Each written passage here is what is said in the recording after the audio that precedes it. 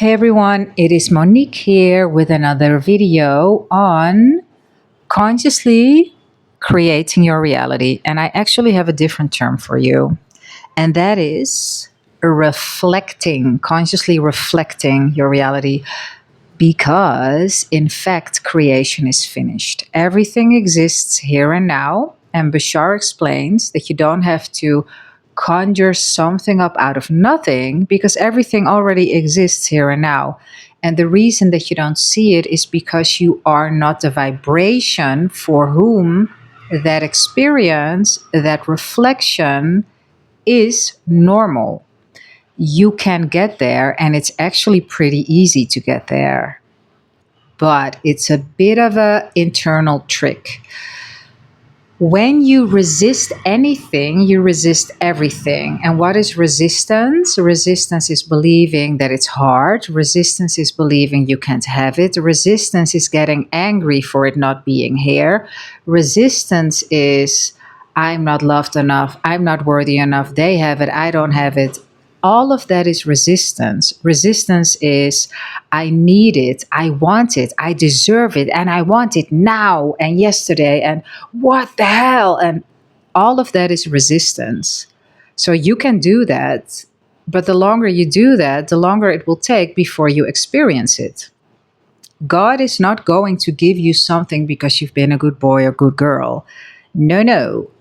It will also not take away anything from you because you've been a bad girl or a good girl or whatever kind of girl or boy. No, none of that. First of all, God is not a being that punishes or appraises.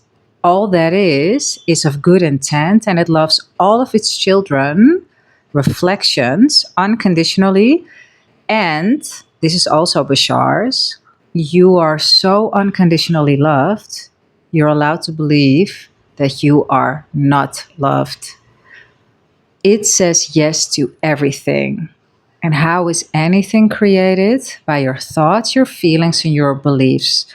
How is anything reflected? By your thoughts, your feelings, and your beliefs that you hold long enough. An assumption, if persisted in, hardens into fact. That's what Neville Goddard says. An assumption persisted in is a thought long enough until it becomes a belief. And a belief is a habitual thought pattern that has now become something that is an expectation. It's natural for you. Like your name. You've been called your name throughout your existence. So there's no doubt that your name is your name. If someone else says, yeah, nah, your name is not Monique, your name is Melanie, you're like, yeah, whatever, dude. But when it comes to something else, when it comes to, no, you're not rich, you're poor, you might get a really visceral, intense reaction. It's like, who the F are you calling me poor? Da, da, da, da. And that happens because you secretly think somewhere that you are that, because otherwise you wouldn't even be triggered a little, just like the name. Like, I don't give a fuck what you think I'm called. My name is Monique. And if you want to give me another name, do as you please. But I know what my name is. Like, I don't care. And that is what you want to feel with regards to the thing you're looking to experience. Because the reflection exists. You first have to become the face that sees that reflection. It already exists in a perspective. It exists in a version of you that exists simultaneously. Because there is no linear time, there's only simultaneous time. And how this works exactly, who gives a shit? The only thing that is necessary is that you believe this to be true. And how can you believe it to be true and trust it to be true? By experimenting with it. Because if you don't experiment with something, then it doesn't become embodied. You cannot perceive what you're not the vibration of. I spoke to unbotheredness and indifference a couple of times already, and I'm going to keep speaking about it because, first of all, it's the month of August. It's the month of training your unbothered muscle. And indifference and unbotheredness is not about throwing the towel in the ring and saying, you know what, this is too difficult. I don't give a shit anymore. Because that can also be unbothered, right? Like, I don't even care. But that's not the unbothered or indifference that I'm talking about. What I'm talking about is you see a reflection in the 3D and you're like, yeah, but that's not what I've been working on. Ah, okay, it's an alt echo, whatever.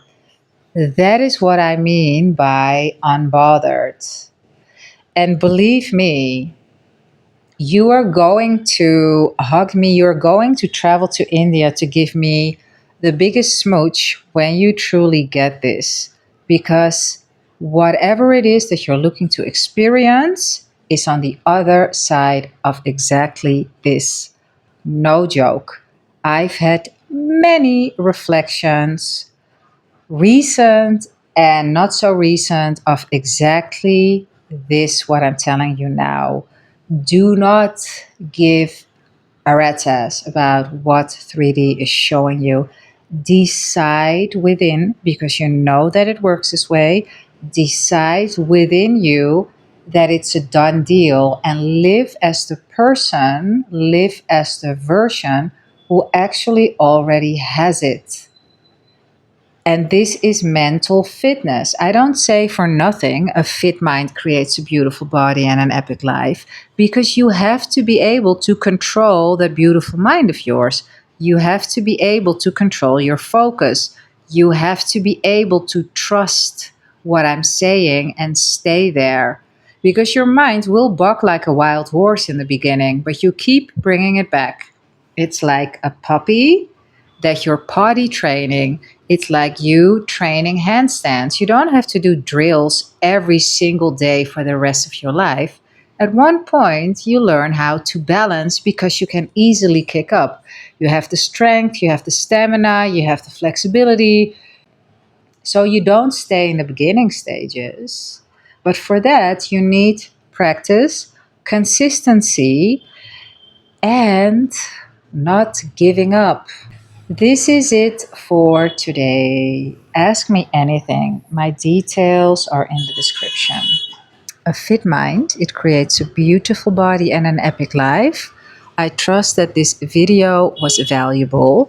Send it through to anyone that you feel might benefit from it.